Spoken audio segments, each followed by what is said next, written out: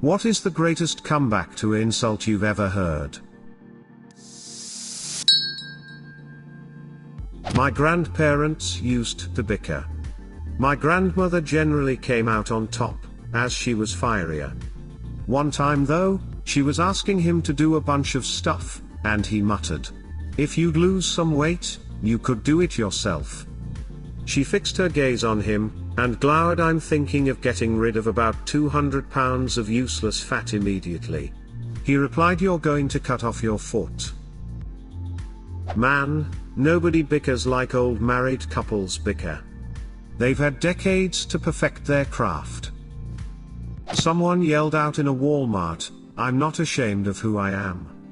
Another voice echoed back, "That's your parents' job."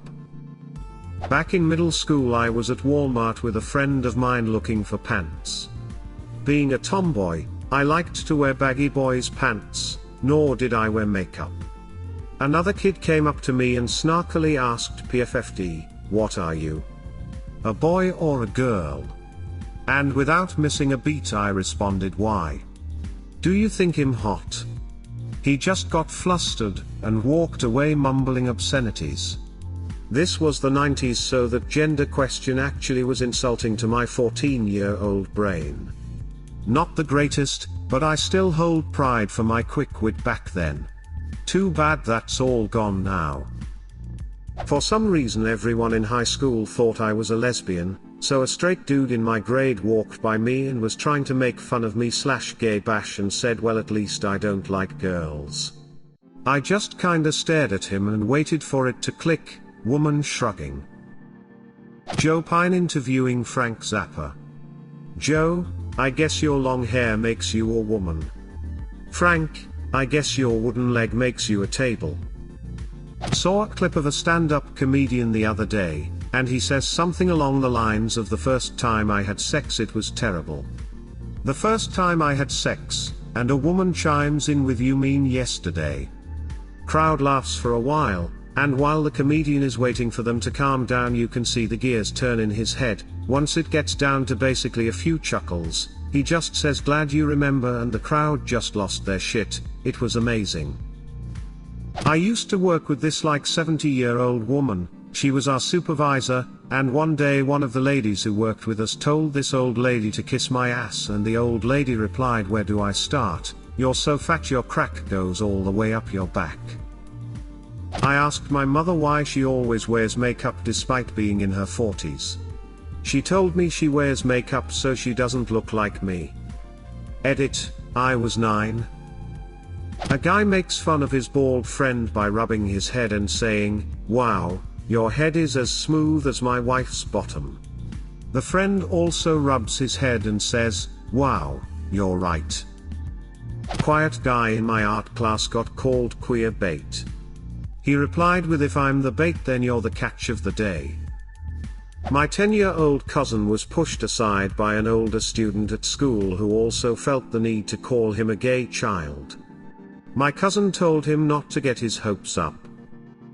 One of my co-workers was cold calling customers, trying to get appointments to drum up business. One of them told him to go fuck his hand, and he responded with, "I've got that penciled in for 3. I should be done by 4 if you'd like to come in for an appointment then." The guy laughed his ass off, and ended up coming in for the appointment. I had a co-worker, also in sales, also cold calling, a take-no-shit middle-aged woman. When people hung up on us, sometimes we'd call back and play dumb. Often people would realize they were being rude. This is more business to business. Anyhow, this lady couldn't help herself, so she'd call back, feign the same polite friendliness, and say, "Hey, sorry, I think we were rudely disconnected." During World War I, Switzerland had a tiny standing army, but they were very skilled marksmen. Wilhelm II of Germany asked what 250k Swiss troops would do if he decided to invade with 500k German troops. The Swiss said, "Shoot twice and go home." Winston Churchill, of course. Lady Nancy Astor, "Winston, if you were my husband, I'd poison your tea." Churchill, "Nancy, if I were your husband, I'd drink it. Winston, you are drunk, disgustingly drunk. Yes, madam, but you're fat. And when morning comes, I shall be sober. You sure do talk a lot for never saying anything. In Mexico, we use the word cantinflea for that. It comes from a comedian with a long career from the 30s to the 80s named Cantinflas, and that was his shtick, talking too much but never saying anything. I was the one insulted, but not the one with the comeback. I was out with a coworker and her friends, and my buddy and I were leaving a little too early for her sensibilities.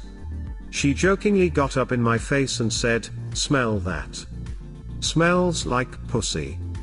A guy playing at the pool table next to us stepped forward and said, "I'm sorry, that must be me. I just ate. It was amazing." Not heard, but read. Easily the Spartans reply to Philip II of Macedon. As Philip II of Macedon was conquering Greek city-states left and right, Sparta was left alone. Philip had achieved a crushing victory, and Sparta was relatively weak, and without walls. Philip sent a message to the Spartans saying, "If I invade Laconia you will be destroyed, never to rise again." The Spartans replied with one word, "If."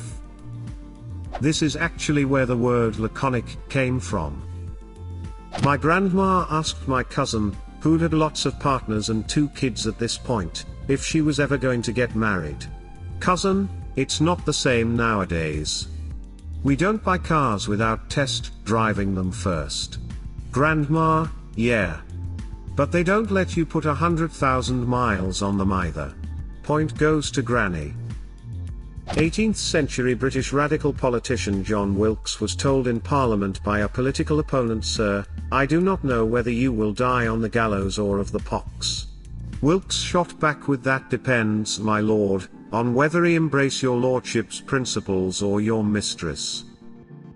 Imagine hitting someone with such a fire burn that people are discussing it 250 years later.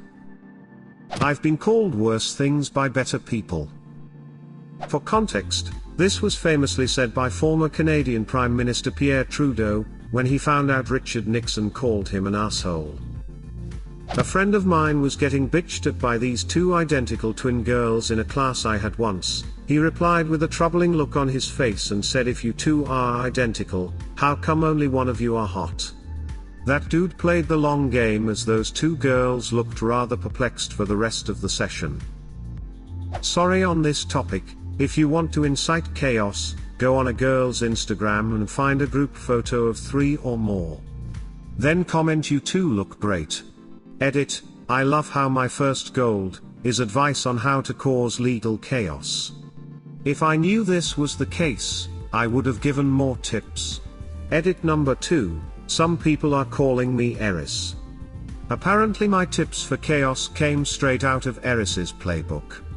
Best part is when I bought my second car, I named it after Eris because the car was chaotic, and it was going to have a red/black color scheme. I just think that's funny. In middle school a boy asked when I was going to grow some boobs. So I asked him when he was donating his. I'm still really proud of that one. Edit, I didn't expect this to blow up. But I remember this clearly. He was walking out of English I was walking in.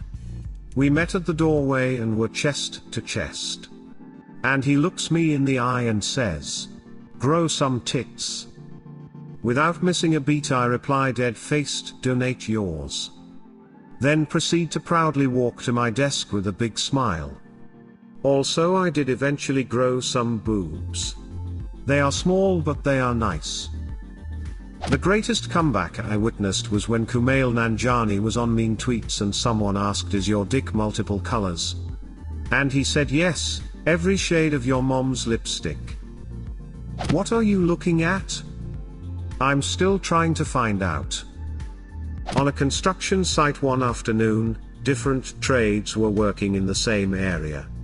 Like silly team sports, The Sparkies always hang with the Sparkies and the Turd Wranglers always hang with the Turd Wranglers, and anytime they're together it turns into a pointless dick measuring contest, usually not literally.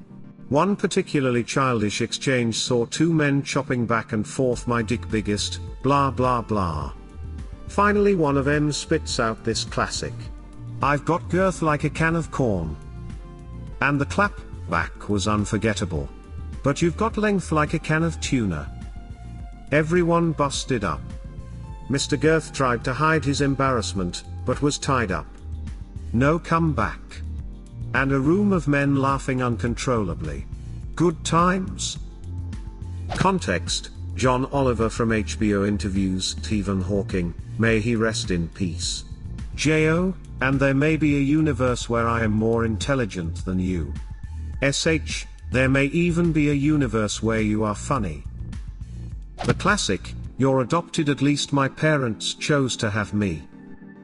My grandma got into a fight at the grocery store with a guy who told my 9-year-old brother to move the fuck out of the way. They were going at it and his final words were, "Suck my dick, bitch." She said across the store, "If I could find it, bitch." Edit, not Walmart. Even better, Aldi.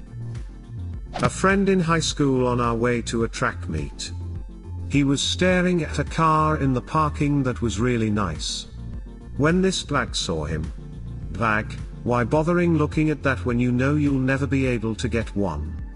My friend, the same reason you watch Norp. The entire bus erupted and it's still one of the funniest things I've ever heard.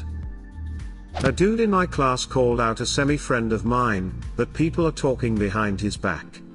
In fact, that wasn't the case, as far as I know, and that guy said, "Well, you know what they say about you."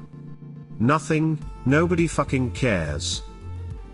Many years ago, when we were about 18, a friend of mine was arguing with another person we knew. This person was trying to be a badass and intimidate my buddy. He says my feet are registered. Without missing a beat, my friend replies, "Where?"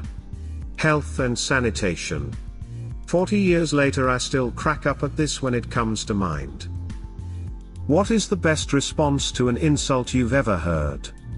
Leave a comment, and subscribe to the channel if you wanna see more videos like this one.